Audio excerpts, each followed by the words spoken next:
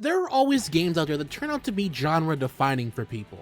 A game someone can point to and say, hey, this is now my ideal JRPG experience. Well, I can say firmly right now that The Legend of Heroes Trails from Zero is that new bar for me. It is easily one of the most ideal JRPGs that I've ever played. So many different ideas and aspects that I've always wanted covered in a game for years are covered and then some, making it not only one of, if not the, best Trails game for me, but also one of the best video games that I've ever played. Before we get any further into this review, the version that I played of this game was the PC version on Steam, which the Nintendo Switch version is also based around. The ideas and opinions of quality and performance of this game do not reflect that of the PlayStation 4 version, as I decided to not play that version due to it being, well, inferior. The Legend of Heroes Trails from Zero is the first half of a duology in the Trails series known as the Crossbell arc, and serves as the bridge between the events of Trails in the Sky and Trails of Cold Steel, with many of the events happening in this game acting as a staging ground for future events to transpire. You take the role of Lloyd Bannings, a rookie detective assigned to the Crossbell Police's Special Support Section, or the SSS for short, who has to lead a hodgepodge of fellow rookie officers to try and restore confidence into the Crossbell police force. For those of you who are familiar with Trails, your job in the SSS will be reminiscent of that of Bracers from the Bracers Guild, except that the only difference now is you have the power of the state behind you and you can actually arrest corrupt individuals. This one difference opens up so many more storytelling possibilities that was not possible from Trails in the Sky, and the game does not shy away from exploring those ramifications as things go on. From start to finish, Trails from Zero's story felt wholly unique compared to Sky, and even looking forward to Trails of Cold Steel.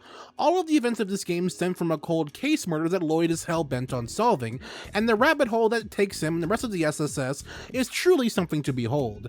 Every layer of this conspiracy that you uncover shows that things are not always as they seem in Crossbell City and the rest of the state. Putting that mystery together as you progress through the story is truly an amazing thing, and was something I truly enjoyed trying to solve as I progressed.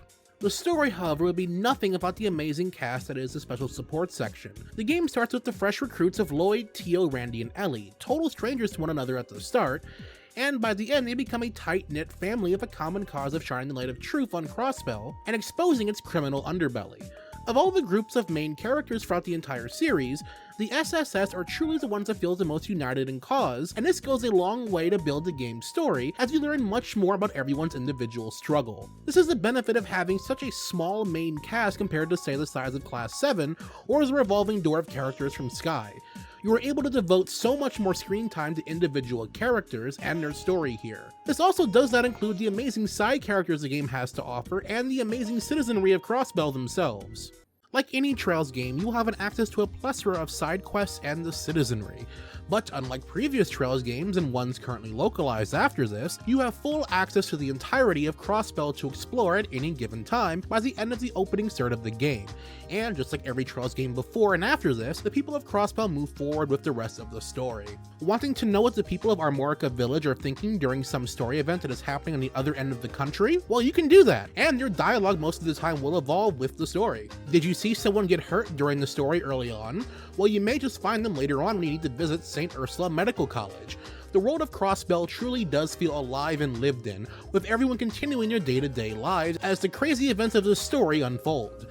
It was something to see the people of Crossbell openly mock the SSS as some discount Bracer wannabes, to have them seeing them as a respectable branch of the police department as the story progressed onward. Now, I should mention this game does have a lot of side quests. A lot of them offer great insight to the overall world and politics of not only Crossbell but Zemuria as a whole. And it is best that you always try to do as many of them as possible, as not only do you get some nice rewards from doing so, you also get some great story rewards. However, this can be a bit of a double-edged sword. There are actually a lot of important sub-stories that are hidden behind very easily missable side quests that require you to go out of your way during the main story to trigger. One of these is actually very integral to the story of the follow-up title, Trails to Azure, and goes a long way to add a lot of context to the events leading into that game. This irks me a bit, as locking behind important lore like this should not be a thing. Thankfully, it is not to the player's detriment, but it's still annoying nonetheless. Now it is time for the gameplay of Zero. The Crossbell duology uses gameplay more in line with Trails in the Skies and Trails of Cold Steel, whereas the type of orbaments you use to set up your build will matter a lot as you progress the game. Each orbament is given an elemental value, and depending on the total elemental value in a row will determine what art set you have. This leads to a lot of interesting combinations and build potential as you go through the game. It allows you to build characters into many different types of dedicated classes. My personal favorite is the Lloyd Evasion Tank. With all these combinations available to you, it is best to plan out each build accordingly and not throw on random orbaments that may only give good stat buffs to the user. If you are coming into this game off the heels of Cold Steel, it may be a bit confusing at first to not have all the arts tied to the orbaments themselves. But once you get the hang of it, it is very straightforward. This is also the game that introduces refined combo crafts and rush attacks. You normally try your best to build up to 200 CP to get the most powerful S-craft attacks possible. In this game, if you can get 2 party members to 100 CP and have unlocked the proper story requirements, you are able to have the 2 of them perform a very powerful combo craft that can rival some of the most powerful S-crafts. While they can feel a bit overpowered at times, they are oh so satisfying to see in action. And it really goes a long way to hammer in the point that the SSS are truly a unit doing their best work together. The same can be said for rush attacks as well, but those are a bit more unpredictable. But in these attacks, everyone comes together to strike the foe at once for massive damage. In terms of the core turn-based JRPG combat, this is your typical Trails flair.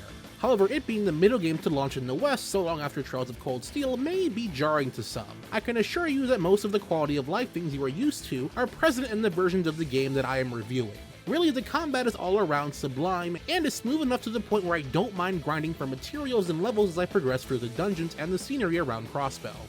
As mentioned before, this is a review of the PC version of Trails from Zero, which in turn is the same build of the game for Nintendo Switch. All I can say is that I applaud Durante for the work that he and his team did on this game. It is safe to call these 2 versions of the game not just ports, but full-on remastered. All of the textures and models in the game have been updated to feel and look as crisp as can be, and it truly does not feel like a JRPG that launched in 2010. If you told me this stylized JRPG launched recently in Japan, I would have believed you.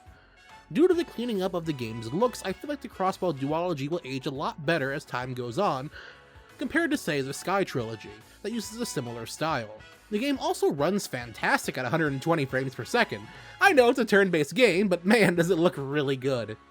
I was very impressed with what the GeoFriend team did with the fan patch originally, so to see Durante take that and say I can do better, and do it, was just a real treat. The only real issue I ran into this version performance-wise is that the game may run a little too good. There were some occasions in which the game loads the next area so quickly the scenery is a few frames behind in rendering.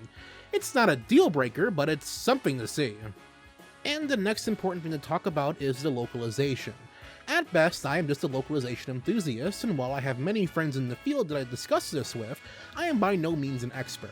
I just know I have my opinions on what I feel dictates a good localization. For those not in the know, the script this game is based on is the GeoFront fan patch, a patch that I have praised of being on the same level as Xseed's Trails in the Sky localizations. Needless to say, NISA probably felt the same way, as a good portion of the script that I can remember remains consistent from the fan patch. Remember, this is as far as I can remember. I am not going to sit there and have 2 instances of the game open and compare it line by line. That would be a real bruh moment for sure. But overall, I am fully satisfied with the end result. The last thing I will say is, that chest really isn't empty. To me, The Legend of Heroes Trails from Zero is probably my favorite game in the entire series of Trails that has been localized so far. Everything about this game is peak fiction, and presses all the right buttons to really get me going. From start to finish, this game was truly an adventure worth going on. Everything from the cast of the special support section, to the amazing story, to Rishia Mao, to the unforgettable soundtrack, everything turned this game into such a phenomenal tale. I genuinely do not have the words right now to fully convey how I feel about this game, as this is completely one of those games that are best experienced for yourself. But if you are someone who has always wanted a fantastical, yet relatively grounded detective JRPG that deals with the corruption and politics of a city of sin between 2 warring countries, let me tell you, this may be the game for you. Overall, Trails from Zero is a great JRPG, and these remasters really do this game justice. I played this game on my gaming PC, which will have the specs in the description below, and on my Steam Deck, which runs this game flawlessly unlike other games in this series. If you are someone who has been waiting to finally see the Crossbell side of this Zemurian tale, or someone who wants to finally try to get into this series, I can say without a doubt, this is the game for you and you will not be disappointed.